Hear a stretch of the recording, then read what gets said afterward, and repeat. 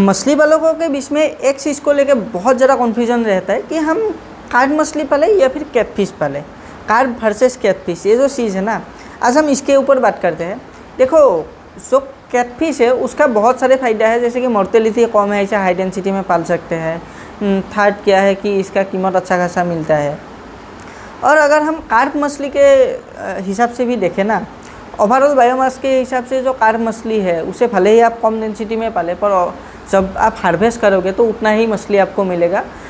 बल्कि आपको जो कैटफिश है उससे ज़्यादा मात्रा में ही आपका जो कार्प मछली है उसका वज़न, ओवरऑल जो वज़न है वो ज़्यादा ही मिल सकता है। दूसरा चीज़ क्या होता है, जो कार्प मछली है उसका पालन मेरे हिसाब से थोड़ा कैटफिश पालन से तो थोड़ा सा आसान ही है। अगर आप मतलब बहुत ज़्यादा सीरियस मछली पालक नहीं है, अगर आप पार्ट टाइम के हिसाब से मछली पालन कर रहे हैं, तो उस हिसाब से क्या होता है ना, आपका जो कार्प मछली पालन है ये आपके लिए ज़्यादा आसान रहता है, क्योंकि कार्प मछली को आपको बहुत ज़्यादा केयर करने की ज़रूरत नहीं है, बार बार खाना देने की ज़रूरत नहीं है, क्योंकि इसे आप लो डेंसिटी में पालते हैं। तो तालाब में जो नेचुरली फूड जो मिलते हैं, नेचुरली जो फाइटोप्लैंक्टन मिलते हैं, जो जूप्लैंक्टन मिलते हैं, उसे खाकर ही कार्प मछली अपना ग्रोथ ले सकते हैं। साथ ही साथ आपको एडिशनली थोड़ा बहुत खाना वगैरह ऐड करना पड़ सकता है, तो वही चीज़ है।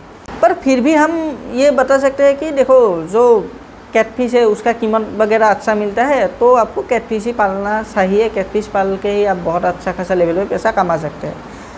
पर कभी आपने सोचा है कि ये जो ज़्यादातर इंडिया में जो मछली पालक है, जो स्पेशली पोंड में मछली पालन करते हैं, जो तालाब में मछली पालन करते हैं, वो कैटफिश को नहीं पालते। वो ज़्यादातर क्या करते हैं, 99% जो मछली पालक है वो कार्प मछली ही पालते हैं। ऐसा क्यों है? देखो, इसका मेन रीज़न है जो सप्लाई चेन, जो मार्केट चेन है वो।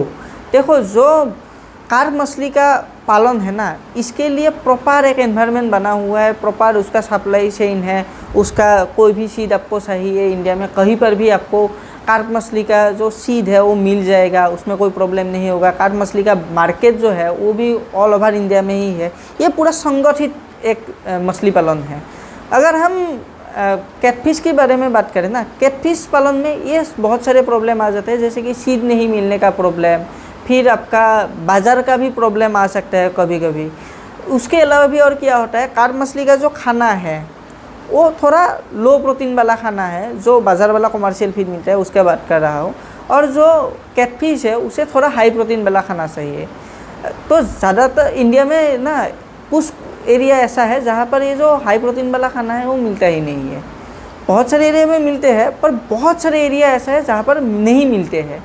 तो यही 3-4 मेन रीज़न है जिसकी वजह से ज़्यादातर जो मछली पालक है वो कैटफिश नहीं पालते हैं। पर अभी क्या है ना, इसमें और एक चीज़ है, हम ये जितनी भी बात बोल रहे हैं ना, ये पोंड में जो मछली पालन करते हैं, जो परंपरागत मछली पालन है, जहाँ पर हम तालाब में मछली पालन करते हैं, नेचुरली मछली पालन करते हैं, उसके क्षेत्रों में अगर हम देखोगे ना, उस कंडीशन में ही कार्प मछली कैटफिश से बेहतर है।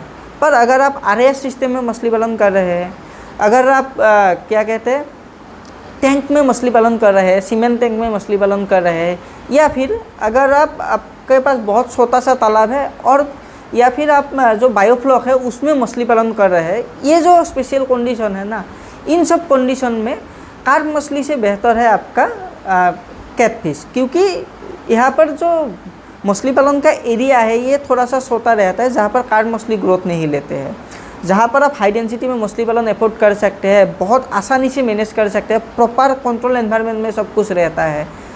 तो ऐसी कंडीशन में ना आप हाई डेंसिटी में जो कैटफिश है उसे पाल सकते हैं।